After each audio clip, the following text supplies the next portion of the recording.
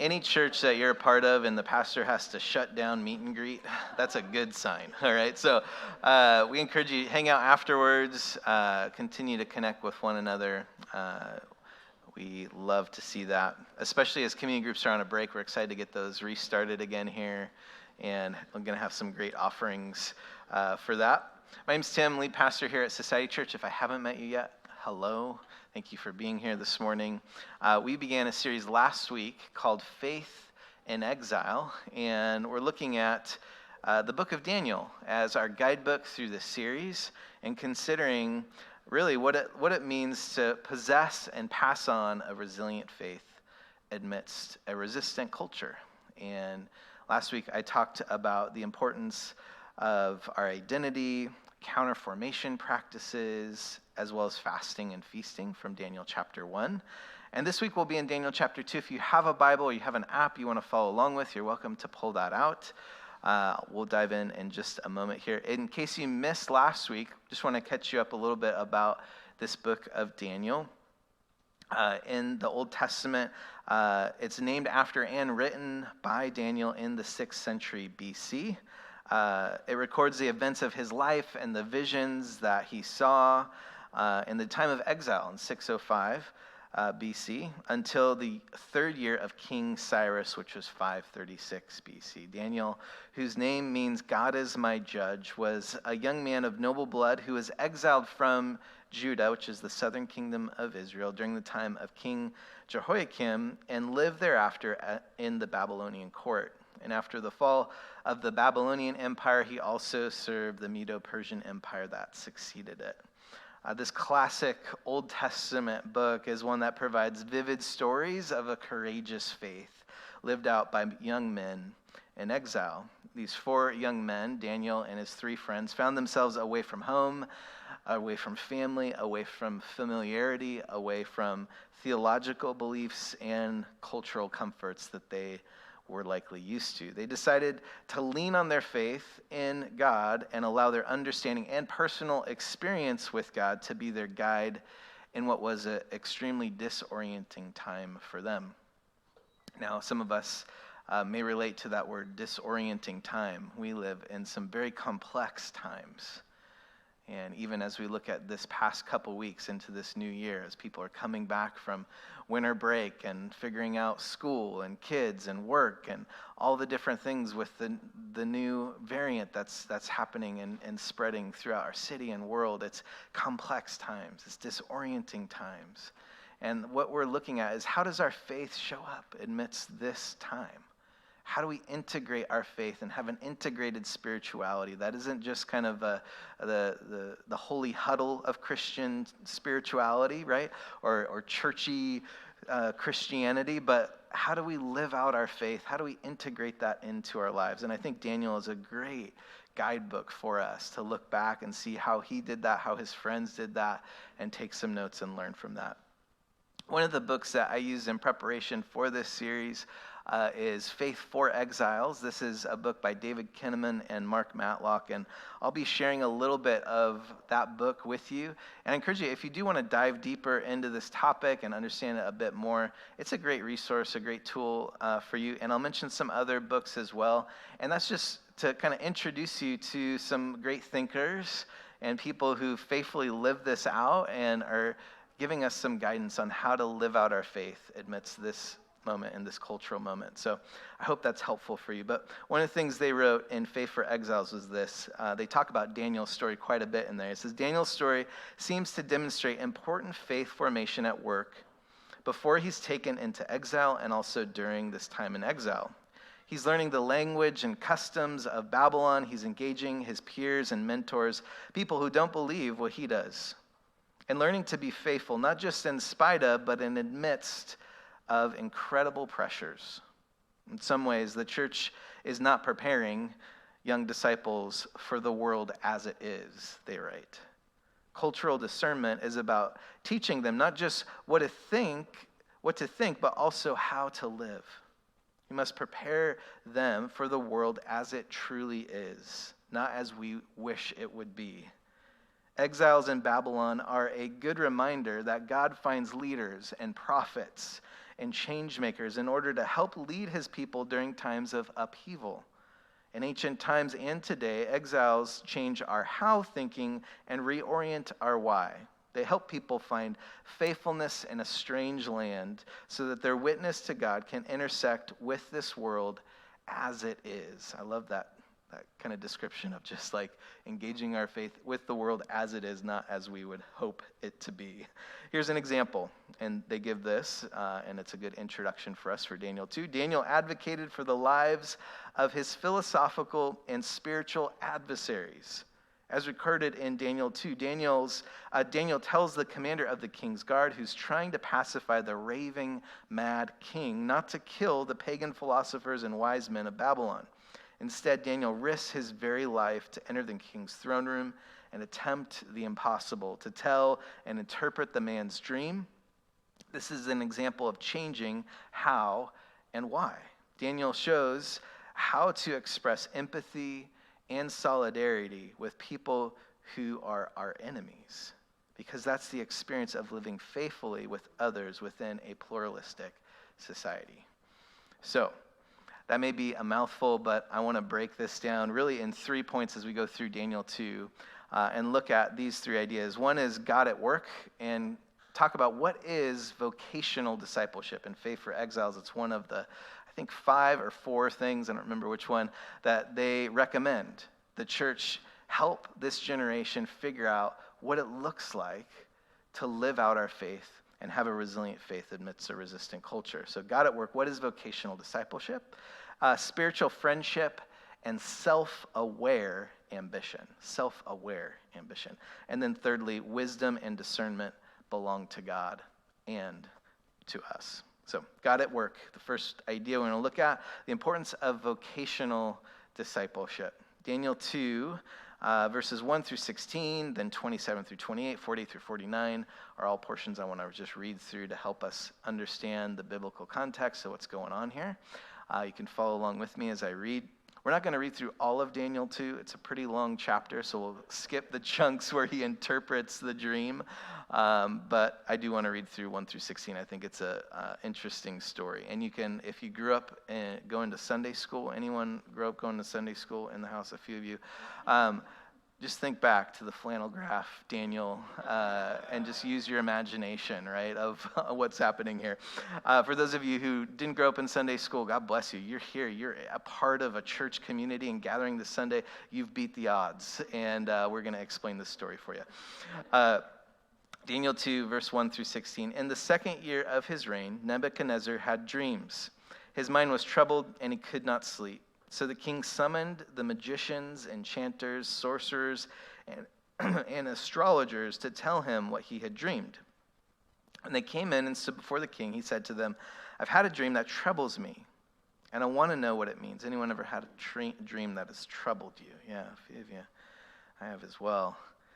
He said to them, I've had a dream that troubles me. I want to know what it means. The astrologers answered the king, May the king live forever. Tell your servants the dream, and we will interpret it, which was the common custom of the day. And the king replied to the astrologers, This is what I've firmly decided. If you do not tell me what my dream was and interpret it, I will have you cut into pieces and your houses turned into piles of rubble. Wow, that's intense. But if you tell me the dream and explain it, you will receive from me gifts and rewards and great honor. So tell me the dream and interpret it for me. Once more they replied, Let the king tell his servants the dream, and then we will interpret it. The king answered, I am certain that you are trying to gain time, because you realize that this is what I've firmly decided. If you do not tell me the dream, there's only one penalty for you. You have considered to tell me misleading and wicked things, hoping the situation will change. So then tell me the dream, and I will know that you can interpret it for me. The astrologers answered the king, There's no one on earth who can do what the king asks. No king, however great and mighty, has ever asked such a thing of any magician or enchanter or astrologer. What the king asks is too difficult. No one can reveal it to the king except the gods, and they do not live among humans. You see a little glimpse of their theological understanding of who God was and wasn't, which is very contrary to the Christian theological understanding of God, that God actually came, took on flesh, dwelt among us. Very different idea. Verse 12, this made the king so angry and furious that he ordered the execution of all the wise men of Babylon. Just like take a step back, consider how kind of the pagan king's view of the world has shaped his leadership, and how he viewed people just as tools to build a king and empire on. This is a very contrary way that the exiles and even these wise men find themselves amidst, comparatively to the values passed on from the God of Yahweh, of Israel, of Judah, and they find themselves in this place now under this king's authority. Verse 14, when Arioch, the commander of the king's guard, had gone out to put to death the wise men of Babylon, Daniel spoke to him with wisdom and tact. He asked the king's officer, why did the king issue such a harsh decree? Arioch then explained the matter to Daniel. At this, Daniel went into the king and asked for time so that he might interpret the dream for him. That alone was a very risky thing Daniel did, because the king had already said, like, you just want more time, I'm just going to kill you all. And Daniel says, like, give us a little more time. I think I can figure this out for you. So Daniel goes home.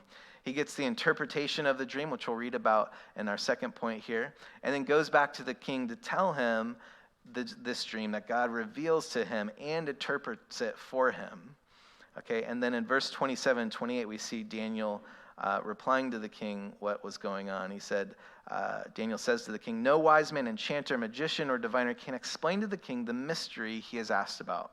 But there is a God in heaven who reveals mysteries. That's pretty cool. He has shown King Nebuchadnezzar what will happen in the days to come. And Daniel goes on from this point and explains basically 600 years of history that was going to take place, not that had taken place. And some liberal scholars would say this couldn't have been written in the time of Daniel because we can't do that.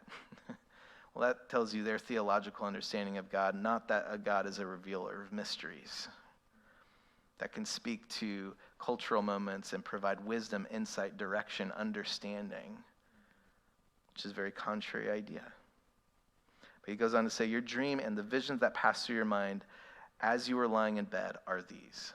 And he goes on to explain for about 20 verses there what was happened, and the king's response in verse 48 says, then the king placed Daniel in a high position and lavished many gifts on him. He made him ruler over the entire province of Babylon and placed him in charge of all its wise men. Moreover, at Daniel's request, the king appointed Shadrach, Meshach, and Abednego administrators over the province of Babylon, while Daniel himself remained at the royal court. Pretty incredible story. And we're going to look at really how God was at work amidst Daniel's work. Daniel was a Jew who had deep faith and convictions that were contrary to that of his employer and culture. Anyone ever found themselves in maybe that kind of situation before, right? Yet he showed up to work.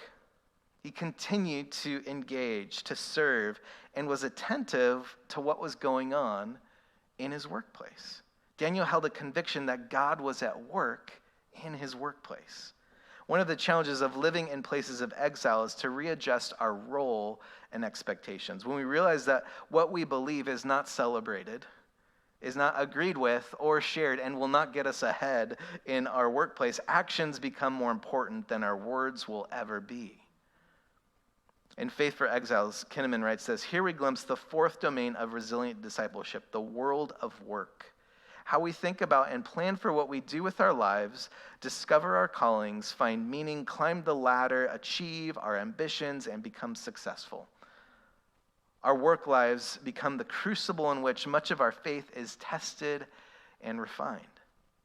In the arena of work and calling, we live our identity, deploy discernment, generate relationships, and pursue significance in our world. Thus, the fourth way to build resilience in digital Babylon is through vocational discipleship. Vocational discipleship means knowing and living God's calling, understanding what we are made to do, especially in the arena of work, and then right-sizing our ambitions to God's purposes. Vocational discipleship, or following God at work, means we learn to view situations through a theology of the sovereignty of God. Or as the Apostle Paul speaks with the Greek philosophers in Acts 17, 24 through 28, he explains a really beautiful view and understanding of the sovereignty of God and what it might mean for our lives. I want you to listen to this as Paul talks to the Greek philosophers in Acts 17 and how he describes what he believes God to be. And consider that in the realm of your workplace. Because even this idea of God at work, for some of you, you're like, you don't know where I work. You don't know what I do 9 to 5. Like, God's not a part of this. You know, like I've had conversations with people like that. Like, this is a God-forsaken work environment, you know? And I want you to consider these words the Apostle Paul spoke to the philosophers in Athens here. He says, he is the God who made the world and everything in it. Since he is Lord of heaven and earth, he doesn't live in man-made temples, and human hands can't serve his needs, for he has no needs. He himself gives life and breath to everything, and he satisfies every need. From one man, he created all the nations throughout the whole earth. He decided beforehand when they should rise and fall, and he determined their boundaries. His purpose was for the nations to seek after God and perhaps feel their way towards him and find him, though he's not far from any one of us. For in him we live and move and have our being. As some of your own poets have said, we are his children, we are his offspring. This is Paul's theological understanding of the sovereignty of God. And when we view God as sovereign over history and situations and powers and nations, we are able to live as faith-filled followers of Christ while in exile, recognizing that the situations we're in, whatever they might be, are not without hope. They are not God-forsaken, that we can still say, God is not far from any one of us, for in him we live and move and have our being. We learn to view ourselves as God's representatives in exile, not with like a hero complex or a Messiah complex or with some kind of strange martyr complex, right? But being able to live out our faith, to be able to help aid in solutions for difficult, confusing, complex situations, to pursue flourishing for the human experience that's already underway, that God's already seeking to do and organizing people and situations and answers to work out. We learn to live and serve out of wisdom, out of a spiritual authority, and that of loving service that can come alongside those solutions in God's sovereignty he's already working out. Have we been able to connect our work as a vocation, as a sense of calling with purpose and meaning and significance for others? Faith for Exiles, they give this description and help us to connect this. They say this is one way to envision how God has wired human calling to create beauty.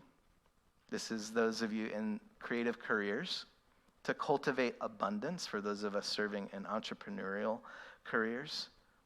Or to generate order. That's with science, tech, engineering, and math. They likely gathered this kind of threefold description of vocation and the purpose for human flourishing from Tim Keller's writing, From Every Good Endeavor. He wrote a beautiful book in 2014. We did a whole series called God at Work in 2015 after that book. And if you're wondering, man, how do I connect this better? I think it was like a 6 or 7 week series. It's still online. You can check that out. But this is a great book if you're curious of how to engage in this. Here's just a little taste of what he wrote in here. He said, we are continuing God's work of forming, filling, and subduing, which is, he's using the Genesis narrative of creation and the calling of humans to contend for human flourishing on the planet. And he says, whenever we bring order out of chaos, whenever we draw out creative potential, Wherever we elaborate and unfold creation beyond where it was when we found it. We are following God's pattern of creative cultural development. Nonetheless, Christians are equipped with an ethical compass and power of the gospel that can set us apart, sometimes sharply, sometimes subtly, from those around us. This is because a biblical Christian faith gives us significant resources not present in other worldviews, which, if lived out, will differentiate believers in the workplace, just based upon how we show up, how we work. That's a beautiful thing. That's good news. 3 examples from Daniel of vocational discipleship. One is speaking truth to power. Speaking truth to power. This both tears down and it builds up. Daniel is a social servant but acts like a prophet because of his courage and willingness to speak truth to power. There are times when it is appropriate and important for us to both seek truth and speak truth to people in power, especially when we're invited into the discussion, right? Like Daniel was. Daniel wasn't an innkeeper in Babylon. He was a part of the inner circle of the wise men. He had gone through 3 years of training under Babylonian leadership. His job was to offer his perspective, his insight, and his wisdom. And we need to know our place in speaking truth to power. And Daniel took the time to understand that. But once we know our place and consider it with a sober judgment, we are meant to use our influence for the betterment of others' lives. And often that takes a willingness to speak truth to people in power. That you have insight, you have discernment, you have wisdom to offer to your workplace and to the community in which you live. And we are to see our faith as integrated as a part of that. The second thing he did was speaking wisdom to mystery. This brings not just insightful words, but practical solutions. As a 1 on the Enneagram, if you're familiar with the Enneagram, it just means I'm a recovering perfectionist. My unique gift to the world, and sometimes curse, is that I can walk into spaces and see everything wrong. I can walk into conversations and pick up all the things that seem off. And sometimes what happens, especially when I'm under stress, is that if I'm not self-aware in that moment, that I become the thing that's wrong and off and judgmental and critical. And people are like, the only thing that's wrong here is you. And to be able to recognize that and see that is so important.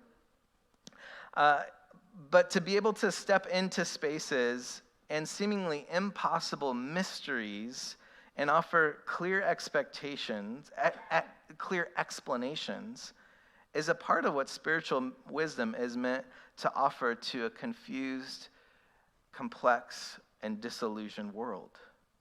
And we see Daniel courageously stepping into this gap of mystery through his faith, through prayer, through spiritual friendship to provide clarity, explanation, and spiritual wisdom to a disorienting moment. I think sometimes we want to protect mystery from being explained because we don't want to be responsible for what it may mean for us. And this is a practice of missing the point, missing the purpose of vocation, a sense of calling and responsibility to step into the cultural moment for something greater than what currently is, to be able to push the ball forward for the sake of others, to be able to be God's representatives, to be able to bring explanation is a good thing. The third thing is tactful spiritual authority. Daniel spoke with Arioch, it says with wisdom and tact, which means discernment and discretion. He asked Arioch a simple question. Why such a harsh decree? What's going on? Then Daniel scheduled time with the court to talk with the king. He went through the proper steps to do what needed to be done. He talked to the right people, asked good, thoughtful, intentional questions to understand more of what was happening, what was being navigated through, and why those decisions were being made. An earthy spirituality is able to hold real life situations and bring God's will and kingdom to bear upon those moments with tact and spiritual authority, regardless of position or power. But tactfulness is so important to create real change and impact in the community in which we live. So, some resources for further vocational discipleship and development. Brother Lawrence is a case study of vocational discipleship and practicing the presence of God. I encourage you to read through that if you're curious on more of how to live into this. Let Your Life Speak by Parker Palmer is one of my personal favorites. I always tend to find a way to insert one of his quotes or pieces from that book into messages, especially like this. That's a quick read, a small read, and a good one. The War of Art, if you're in the creative industry, creative class, The War of Art by Stephen Pressfield, I think is a great resource and tool to consider. And then the Bible, believe it or not, is really helpful. Yeah. Colossians 3:17 says this, "And whatever you do or say, do it as a representative of the Lord Jesus, giving thanks through him to God the Father." Good advice. Second point, an idea to consider today, spiritual friendship and self-aware ambition. This is from Daniel 2, verses 17 through 18. It says, "Then Daniel returned to the house and explained the matter to his friends, Hananiah, Mishael, and Azariah." This is Shadrach, Meshach, and Abednego, just in their Jewish names. "He urged them to plead for mercy from the God of heaven concerning this mystery, so that he and his friends might not be executed with the rest of the wise men of Babylon." What's the first thing Daniel did with this tragic, life-threatening news? He talked through it with his friends, and he prayed with them together. Do we have friends we can both talk through stuff with and pray together with? This is spiritual friendship. If all we have is friends we can talk through things with, that's not spiritual friendship. If all we can do is just pray together and not talk about real life, that's not spiritual friendship either. That it's being able to process and pray. Spiritual friendship involves both. And to consider also, what was Daniel's motivation for this? Yes, it was to save his life, but it was also to save his friends' lives and his ideological opponents, the wise men of Babylon, the astrologers, magicians. It was to save lives. Right-sizing ambition means learning to sort through different motives that are driving us. Is it selfish ambition? Is it selfless ambition, which we'll talk about? Or is it a self-aware ambition? These three motives of ambition I want to look at for just a moment. The danger of selfish ambition is so real. We're clearly warned in Scripture not to function with this as a motor that drives us. Here's how James 3 talks about selfish ambition. It says, "If you're wise and understand God's ways, prove it by living an honorable life, doing good works with the humility that comes from wisdom. But if you're bitterly jealous and there is selfish ambition in your heart, don't cover up the truth with boasting and lying. For jealousy and selfishness are not God's kind of wisdom. Such things are earthly, unspiritual, and demonic." Pretty clear. Not a good thing to be motivated by. "For wherever there is jealousy and selfish ambition, there you will find disorder and evil of every kind. But the wisdom from above is first of all pure." This is kind of palate cleanser, right, of what selfish ambition leads to, but then hey, here's godly wisdom. First of all, pure, it's peace-loving, it's gentle at all times, and willing to yield to others. It's full of mercy and the fruit of good deeds. It shows no favoritism and is always sincere. And those who are peacemakers will plant seeds of peace and reap a harvest of righteousness. Now that sounds like a life worth living and something worth producing and pursuing in our life. The real danger of selfish ambition. But here's the twin of selfish ambition, which is selfless ambition. This is when we fall into people-pleasing. Maybe we have a martyr or a hero complex, right? It can lead to a lot of frustration. and potential bitterness towards others, because it's like, I'm doing all this for the sake of others and you all aren't doing anything. Like, I'm the hero, you're the villain. Like, you're apathetic, and you get the vibe of where this leads. And it's because we've not adequately considered our own needs in the process that we can hold our efforts against others. Philippians 2:3-4 gives us some great insight on how to regain a balance. It says, do nothing out of selfish ambition or vain conceit. Rather, in humility, value others above yourselves. Now, if we were to leave it just there, all you did was memorize that verse growing up, you're probably prone and vulnerable to selfless ambition. But in NLT version, this is how verse 4 is translated, and I think it's the most accurate translation. Don't look out only for your own interests, which means you need to look out for your own interests, but don't let that be the only thing that's guiding you. But take an interest in others too. This leads to exploring the benefits of self-aware ambition, which I think is what Daniel actually models really beautifully. He's considering the needs of his own life. He wants to continue to live. He's considering the needs of his friends' lives. He wants them to continue to live. And he's considering the needs of the king of Babylon to interpret this mystery. And he's also considering the needs of his ideological opponents, the wise men of Babylon, the astrologers and enchanters and magicians. And he values life. And he's living out of that value and that conviction and considering all these different needs. This is a really complicated way to engage our faith, but I think immensely important, especially in the complicated times in which we live. We need, yes, to consider our own individual well-being. If you want to even call it individual rights, yeah, that's good. We also need to consider others, communal well-being, and how we're showing up and how that's impacting those around us.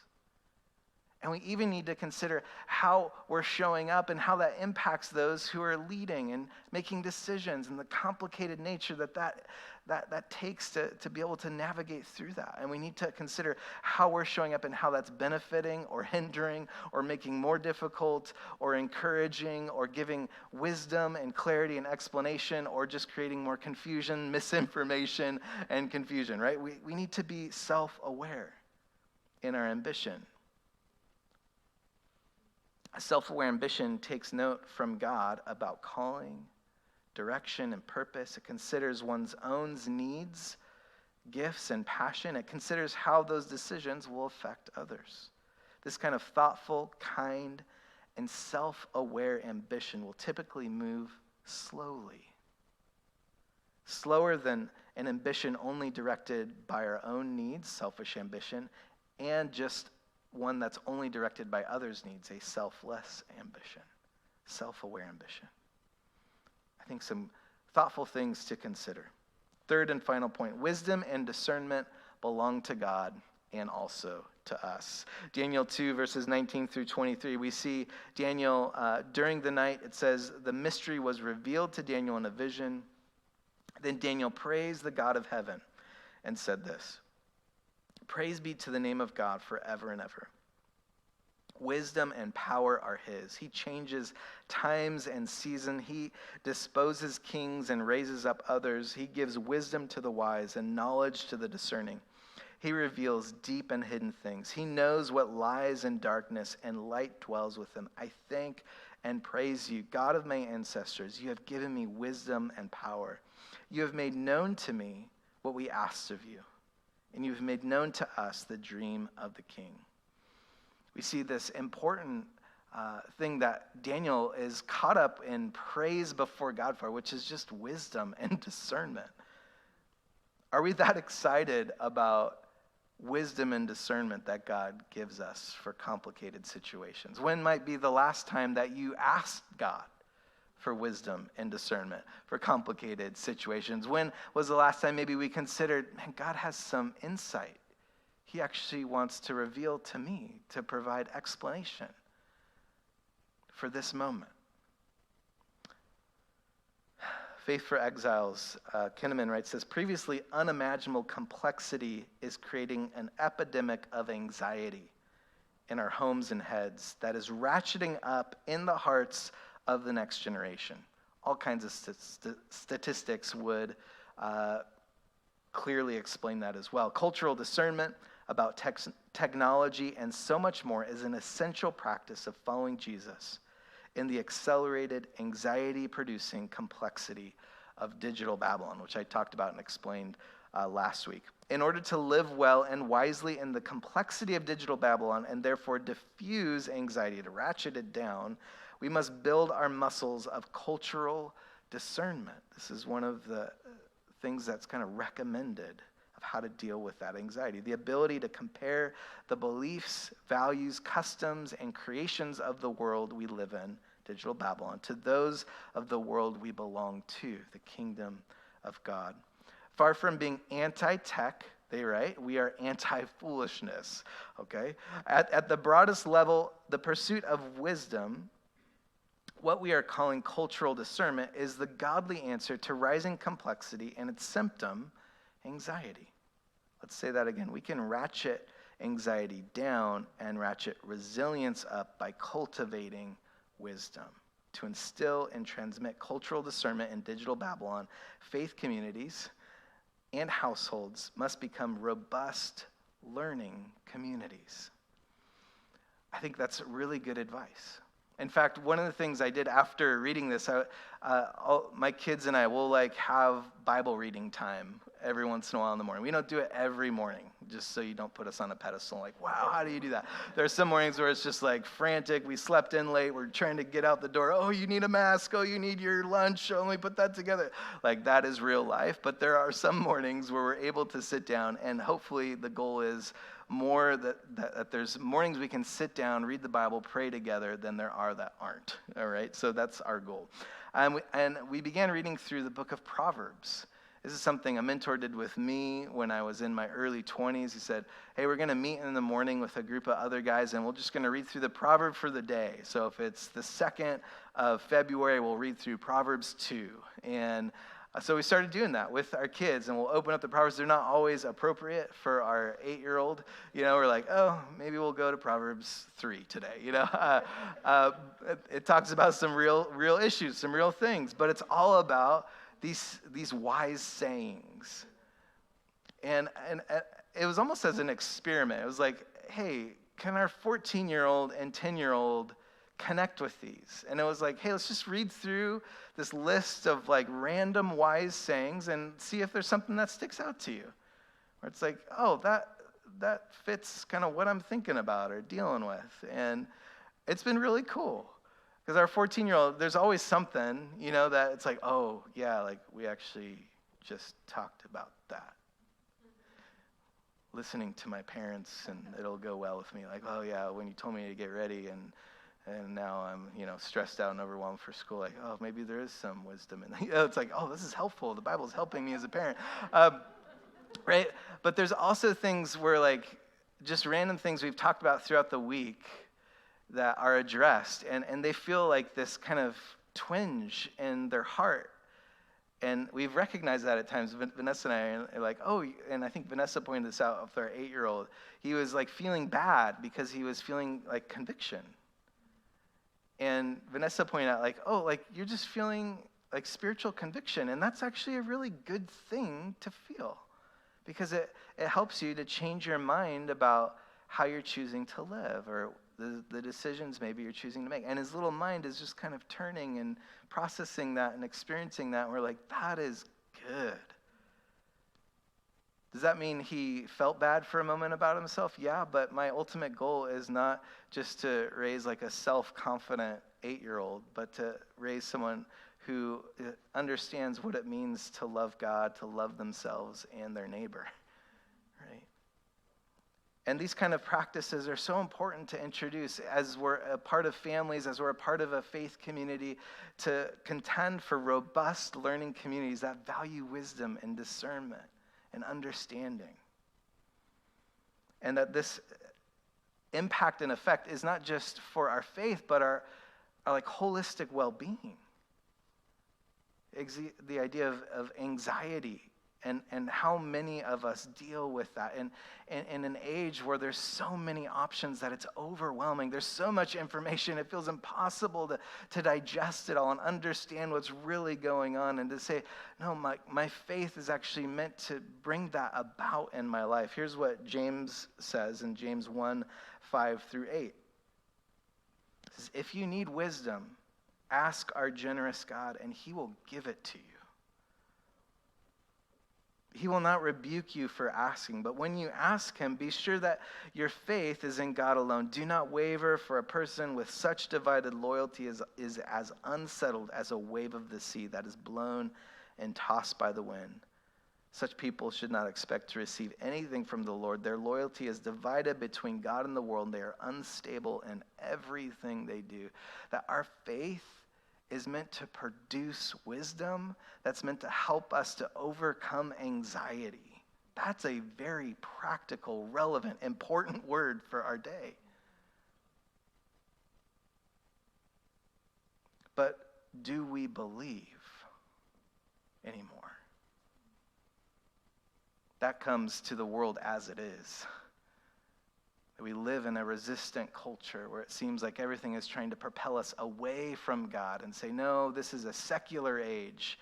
You need to be well informed, and you need to listen to the right people that believe the things that culture says you should be believing and thinking, and that your perspective needs to match that. Otherwise, you're canceled, you're out, you're cut off, you're done. But will we be able to bring explanation with tact, with respect? Will we be able to bring solutions to really complex moments and times, and view that as our faith coming to bear in the world as it is, not as we would hope it to be, or some imagined dream of what it was like back then, but for today? How is our faith integrated into our daily lives through our work, our friendships, and discernment? How might this be lived out more fully in our coming year? Some questions for us to consider. When was the last time we asked God for wisdom and believed that he would give it to us? And then he did give it to us, and we're able to reflect back, and that's able to build our faith and say, yes, God, you are the one who still gives answers in and amidst really complex situations and decisions. What do you need God's wisdom for today? As we close in our time of prayer this morning, I just want us to take just a moment. We're just going to take 30 seconds of silence just to reflect on that specific question. What might you need wisdom from God for today? And for you to lift up silently, or you can write the prayer down, or you can whisper it if you want before God. God, I want some wisdom to know how to deal with fill in the blank. I'll close us in prayer. Band will come up. Josh is going to lead us in a time of communion, reflection. The band will lead us as well in a time of response. But let's just take a few moments before the Lord and ask that question to ourselves. What do we need wisdom for from God today? What complex situations do we need him to explain, to give light to? Let's ask him for wisdom in those.